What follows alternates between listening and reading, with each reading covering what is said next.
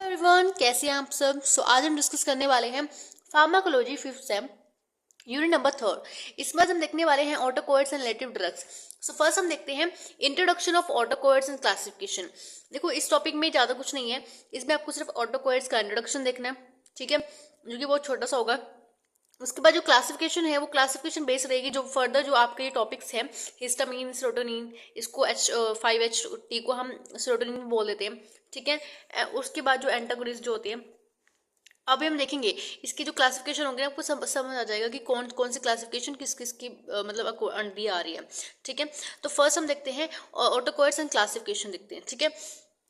तो जैसे कि नाम से पता चल रहा है ऑटोकोइड्स, ऑटो मतलब क्या होता है सेल्फ, और पेकोस मतलब क्या है हीलिंग, यानी एक तरह से सेल्फ हीलिंग रेमेडी आप बोलो, सेल्फ हीलिंग आप बोलो, ठीक है।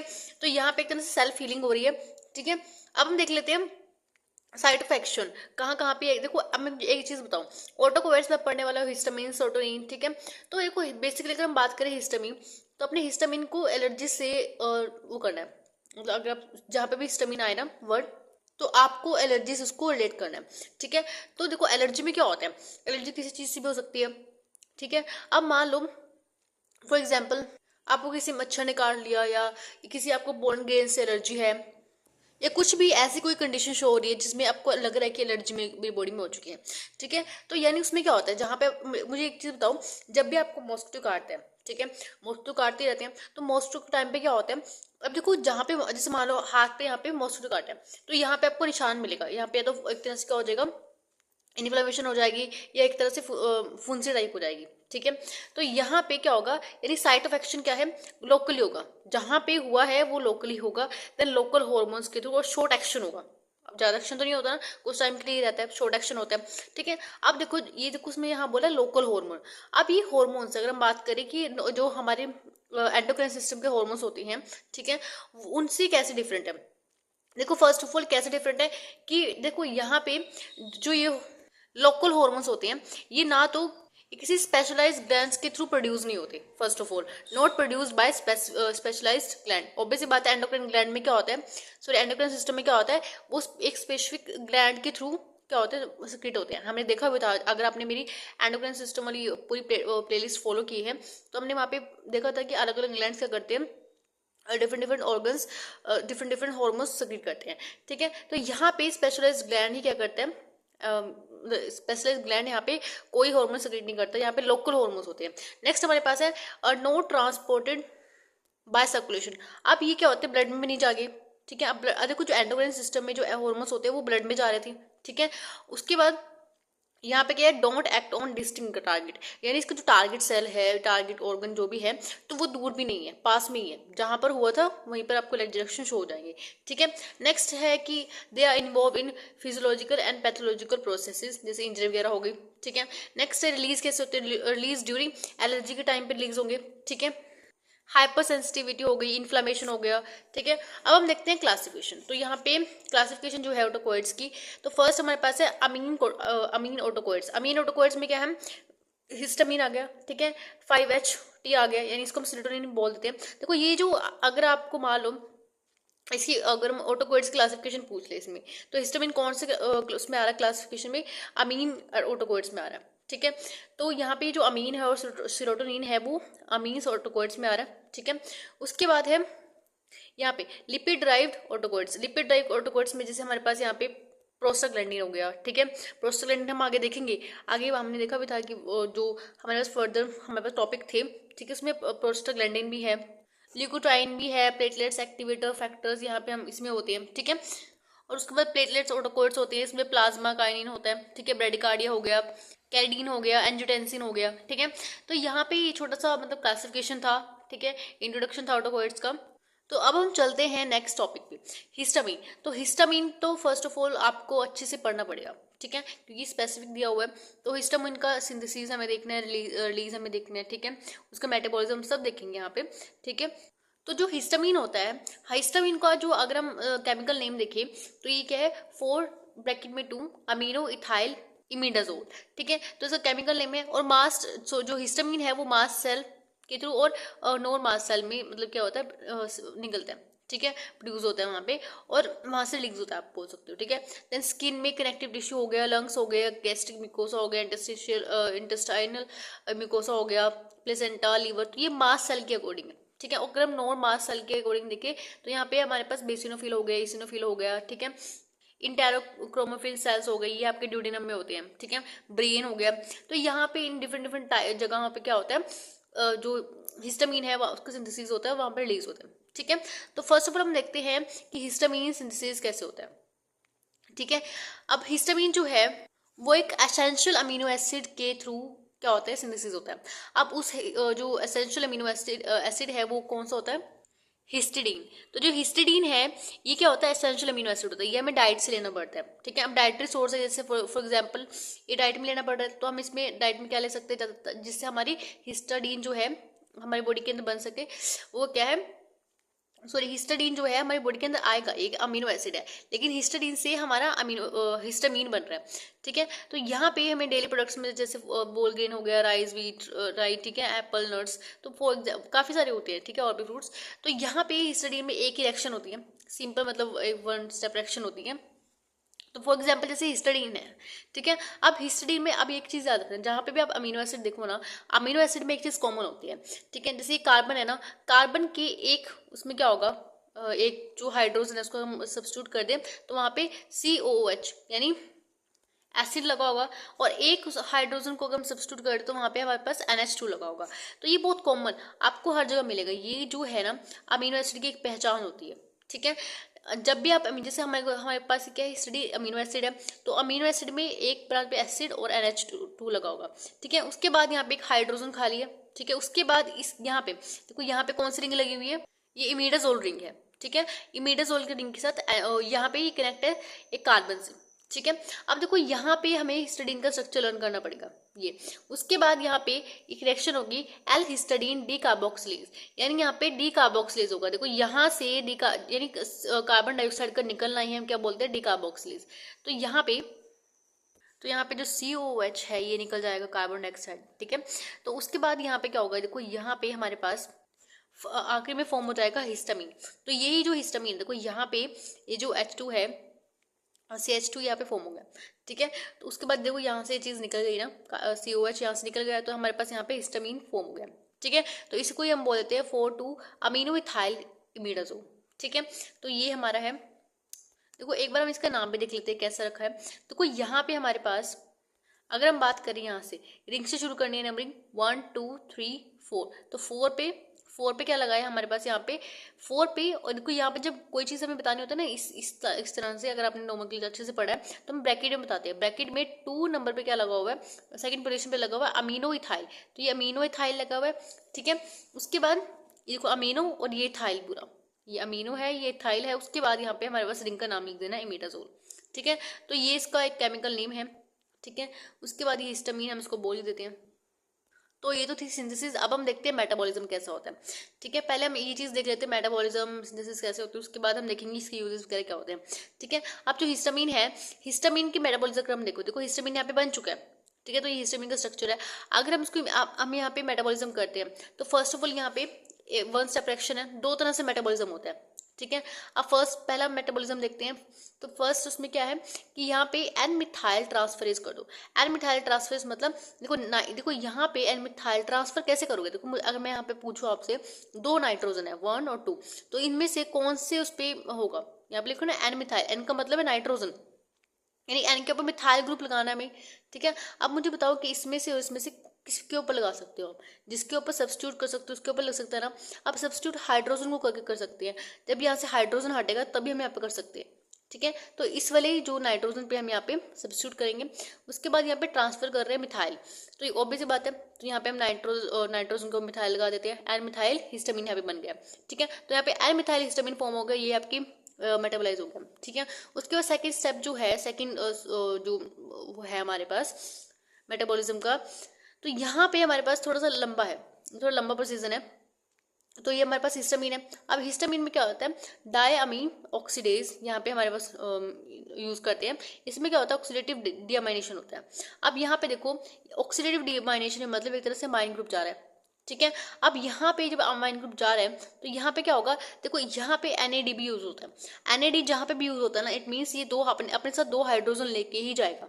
ठीक है। अगर मैं बात करूँ यहाँ से 2 हाइड्रोजन लेने हैं तो एक हाइड्रोजन यहाँ से जाएगा, अगर मैं इसको खोल दूँ तो एक हाइड्रोजन जैसे यहाँ पे लगा दो, ठीक है, एक यहाँ पे इसके साथ लगा हुआ है, एक हाइड्रोजन ये, एक हाइड्रोजन ये, ठीक है। तो 2 हाइड्रोजन है इसके पास और यहाँ पे भी 2 हाइड्रोजन है, तो इन दोनों में से एक, यहाँ से भी एक निकाल लेते हैं, ठीक है। तो यहाँ पे हमारे पास ये दोनों हाइड्रोजन चले जाएंगे, तो यहाँ पे देखो NADH और प्लस एक हाइड्रोजन लेके जाएगा, ठीक है। तो यहाँ पे हमारे पास कुल मिला के 2 हाइड्रोजन जा रहे हैं, तो ये 2 हाइड्रोजन यहाँ से जाएंगे, उसके बाद यहाँ पे बॉन्डिंग शिफ्ट हो जाएगा, ठीक है, बॉन्ड आ जाएगा। तो यहाँ पे जब कार्बन के साथ डबल बॉन्ड NH आता है तो हम इसको इमीन कंपाउंड बोल देते हैं, ठीक है। तो यहाँ पे इमीन कंपाउंड फॉर्म हो गया। उसके बाद इसमें क्या होगा, हमारे पास वाटर से रिएक्शन करेगा। तो वाटर से रिएक्शन करने के बाद क्या होगा, देखो वाटर आ रहा है, तो यहाँ देखो यहाँ पे अगर जो वाटर आ रहा है तो 2 हाइड्रोजन तो वाटर के पास भी है और यहाँ पे NH है, तो यहाँ से 2 हाइड्रोजन और H मिलकर बना लेंगे अमोनिया, तो अमोनिया यहाँ से निकल जाएगा।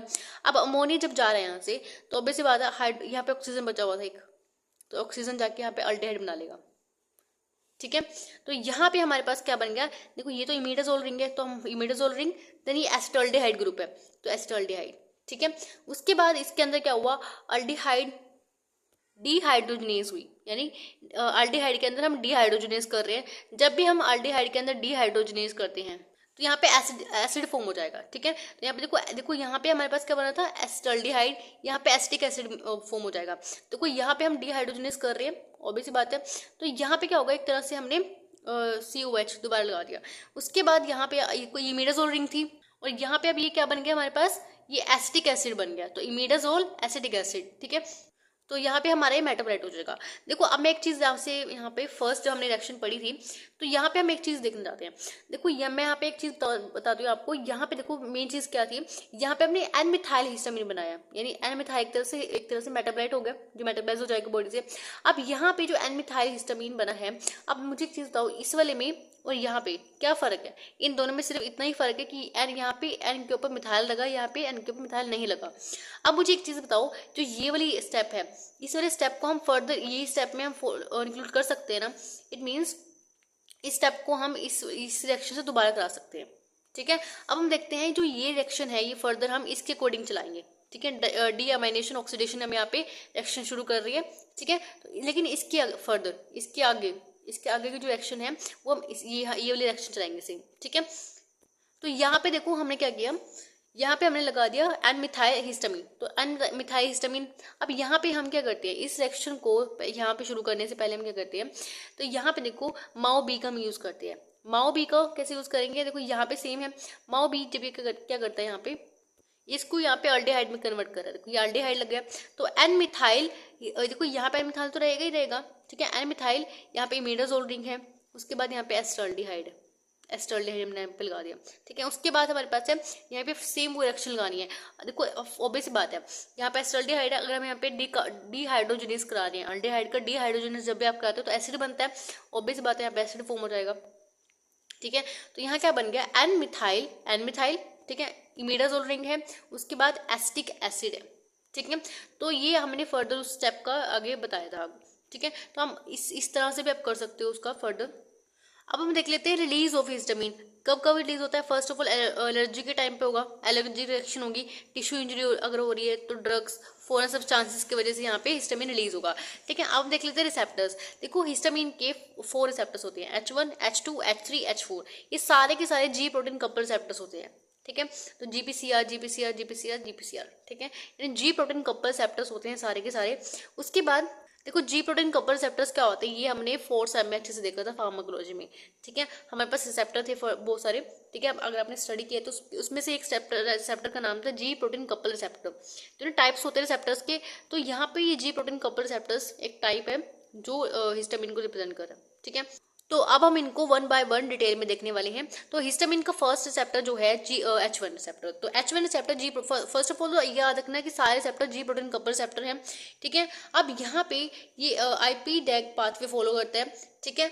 उसके बाद देखो अगर मैं यहाँ पे बात करूँ H1 यहाँ पे क्या करता है, फर्स्ट काम है ब्लड वेसल्स की जो एंडोथेलियम लेयर है वहाँ पे ये करता है, EDRF और PGI2 रिलीज कराता है और वैसोडाइलेशन कराता है, वैसोडाइलेट करेगा, ठीक है। तो इसका फर्स्ट काम क्या हो गया, वैसोडाइलेशन, ठीक है। नेक्स्ट हमारे पास है स्मूथ मसल्स में ब्रोंकियस हो गया, ब्रोंकियो कंस्ट्रिक्शन कराएगा ये, ठीक है। सेंसरी नर्व एंडिंग्स में एक्टिवेट पेन इचिंग वगैरह कराएगा, ठीक है। जो सेंसरी नर्व एंडिंग होती है ना, ठीक है, नर्व्स एंडिंग जो होती है, तो वहाँ पे ये पेन और इचिंग, उसको अगर एक्टिवेट करके पेन और इचिंग की फीलिंग वहाँ पे होगी, ठीक है। उसके बाद ब्रेन के अंदर न्यूरोट्रांसमीटर एज करता है, ये एक्ट करता है, ठीक है। लेकिन ब्रेन के अंदर न्यूरोट्रांसमीटर एक्ट करेगा, ठीक है। और हिस्टामिन जो है उसके बाद क्या करता है, अगर ये ब्रेन के अंदर न्यूरोट्रांसमीटर एज रिलीज हो रहा है तो ये क्या करता है, वेकफुलनेस और एपेटाइटिस को कम कर देगा, ठीक है, यानी भूख आपको कम लगेगी। उसके बाद यहाँ पे जो है एड्रेनल मेड्यूला, एड्रेनल मेड्यूला से यहाँ पे जो हमारे पास कैचिकोलामीन्स होते हैं, ठीक है, उसमें एड्रेनलिन, नोरएड्रेनलिन जो होता है, एपिनेफ्रिन भी होता है, सॉरी एड्रेनलिन, नोरएड्रेनलिन और एक होता है डोपामिन, ठीक है। तो रिलीज होते हैं, तो यहाँ पे ये रिलीज होंगे तो हार्ट रेट को इंक्रीज करेंगे, ठीक है।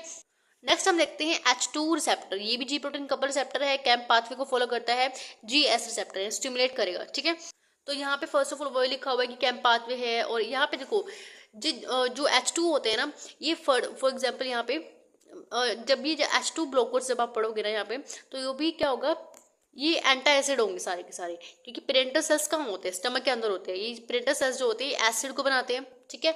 तो यहाँ पे एसिड सेक्रेशन बढ़ा रहे हैं H2, ठीक है। उसके बाद यहाँ पे एसे नोड हो गया, एसे नोड क्या होता है, हार्ट के अंदर होता है एसे नोड, ठीक है। ये हमारा पेस मेकर भी होता है, ठीक है, उसको हम साइनोआर्टेरी नोड भी बोल देते हैं, ठीक है। ये करता है, इम्पल्स जनरेट करता है, ठीक है, इम्पल्स को बढ़ाता है, जो जिससे हार्ट हमारा हार्ट बीट करता है, पंप करते हैं, ठीक है। तो ऐसे नोड बहुत ज़्यादा इंपॉर्टेंट होता है हार्ट के लिए, इसकी वजह से ऑटोमेटिसिटी होती है ना हार्ट के अंदर, वो भी वही है, वो भी ही लेके आता है, ठीक है। उसके बाद ये फोर्स ऑफ कॉन्ट्रैक्शन बढ़ाएगा, हार्ट रेट बढ़ाएगा, ठीक है। नेक्स्ट हम देखते हैं H3 जो होती है, ये क्या करते हैं, ऑटोसेप्टर्स होती है, ठीक है। यानी अपने आप जैसे यहाँ से मान लो यहाँ पर रिलीज हो रहा है, ठीक है, रिलीज हो रहा है, उसके बाद यहाँ से जैसे फॉर एग्जांपल पूरा हो गया, फंक्शन पूरा हो गया, आप इसको क्या करना है, अपने रिलीज को बंद करना, तो यहाँ से अपने रिसेप्टर्स पे लगेंगे और यहाँ पे जाके अपने आप को ही क्या कर देंगे, बंद कर देंगे, ब्लॉक कर देंगे, यहाँ पे अपने रिलीज को ब्लॉक कर देते हैं, ठीक है। तो जैसे यहाँ पे रिलीज हो रहे तो यहाँ पे अपने आप ही जाएंगे, अपने रिसेप्टर के ऊपर लगेंगे, उसके बाद यहाँ पे इसको ब्लॉक कर देगा अच्छी तरह से, तो इसको हम बोलते हैं ऑटो रिसेप्टर। तो यहाँ पे इनिबिट द हिस्टामिन रिलीज, तो यहाँ पे इनिबिट कर देते हैं हिस्टामिन रिलीज को, ठीक है, एक तरह से ऑटो रिसेप्टर्स होते हैं। और अगर हम बात करें H4 की, देखो H4 का इतना कुछ मतलब पता नहीं चलता अभी, मतलब अभी इतना जो स्टडीज अभी मतलब देखी गई है, तो H4 को लेके इतना मतलब श्योर नहीं है। इसको ज़्यादा माना गया कि इम्यूनी सेल्स में है, ठीक है, इम्यूनी सेल्स में ज़्यादा काम करे, जैसे बेसिनोफिल्स हो गया, एसिनोफिल्स हो गया, ठीक है, हमने देखा था ना, इसके अंदर ज़्यादा बनता है ये, ठीक है। बोन मैरो हो गया, न्यूट्रोफिल्स हो गए, तो इसके बारे में इतना कुछ पढ़ने की जरूरत नहीं है अभी H4 के बारे में, इसको भी छोड़ भी सकते हो आप। अब हम देखने वाले हैं एंटी हिस्टामिन। तो anti histamine means H1 blockers. तो फर्स्ट हम देखने, देखो हमने यहाँ पे देखा था ना, हिस्टामिन की 4 रिसेप्टर्स होती है, H1, H2, H3, H4। तो यहाँ पे फर्स्ट बात करते हैं, फर्स्ट रिसेप्टर कौन सा था, H1 रिसेप्टर। तो H1 ब्लॉकर्स हम यहाँ देखने वाले हैं, ठीक है।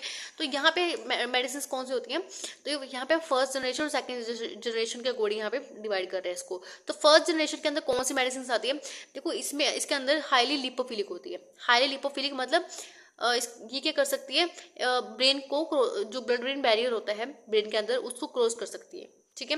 और यहाँ पे लेस लिपोफिलिक होती है, तो ये ब्रेन को जो अंदर जो BBB होता है, यानी ब्लड ब्रेन बैरियर होता है, उसको क्रॉस नहीं कर पाती, डोंट क्रॉस BBB, ठीक है। नेक्स्ट है, ये सेडेटिव होती है, क्योंकि देखो अगर ये हाईली लिपोफिलिक है, ब्लड ब्रेन बैरियर को भी क्रॉस कर रही है, तो यानी आपके CNS पे एक्ट करेंगे, ठीक है। तो वहाँ पे सेडेटिव कोज कर रही है, एज अ सेडेटिव, एज आपको स्लीपिंग कोज करा सकती है, ठीक है। तो स्लीपिंग ली लाएंगी, ठीक है। उसके बाद यहाँ पे देखो ये ब्रेन के अंदर नहीं जा रही है, उसके बाद लेस सेडेटिव होंगी, ठीक है। उसके बाद है नॉन सेलेक्टिव है। नॉन सेलेक्टिव मीन्स, देखो नॉन सेलेक्टिव का मतलब क्या होता है, एक स्पेसिफिक जगह पे जाके, यानी स्पेसिफिक रिसेप्टर के ऊपर नहीं काम कर रही है ये, ठीक है। इसके मल्टीपल रिसेप्टर्स है।